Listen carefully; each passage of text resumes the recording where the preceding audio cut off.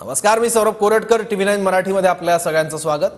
महाराष्ट्रातील सर्व मुस्लिमांनाही ओबीसीतून आरक्षण द्या अशी मागणी जरांगे पाटलांनी केली आहे। मुस्लिमांना ओबीसीतून आरक्षण देण्याची जरांगे यांनी मागणी केली आहे। सरकार आरक्षण कसं देत नाही तेच पाहतो असं मनोज जरांगे यांनी म्हटलं आहे। तर धर्माच्या नावाने कोणालाही आरक्षण मिळू शकत नसल्याचं नितेश राणे यांनी म्हटलं आहे।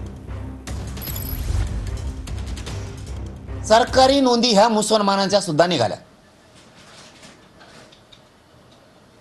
जर त्यांच्या मुसलमानाच्या कुणबी म्हणून नोंदी निघाल्यात, लिंगायत समाजाच्या निघाल्यात, मारवाडी समाजाच्या निघाल्यात, ब्राह्मण समाजाच्या निघाल्यात, आणखीन लोहार समाजाच्या निघाल्यात, जर यांच्या नोंदी सरकारी निघाल्यात, हे शेतकरी आहेत, कुणबी आहेत म्हणून,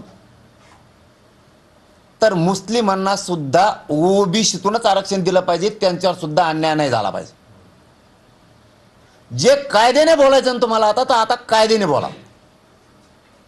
त्याच्यात पाचशा पटेलांचं नाव सांगतो, त्यांची कुणबी म्हणून नोंद निघाली, एकच नाव सांगतो।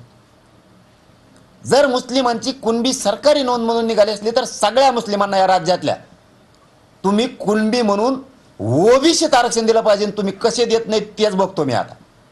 मुस्लिम धर्माला धर्माच्या नावाने आपल्या संविधानामध्ये कोणालाही आरक्षण मिळू शकत नाही, म्हणून अशा पद्धतीच्या मागण्या हा संविधानामध्ये मांडणारा नाही। उलट मुस्लिम धर्मामध्ये असणाऱ्या जे विविध जाती आहेत, उदाहरण पसमंदा जात ही गरीब जात आहे, त्या जातीच्या नावाने आरक्षण मागा ना। त्याच्यामध्ये मागासलेली जी जात आहे त्याच्यामध्ये आरक्षण मागा।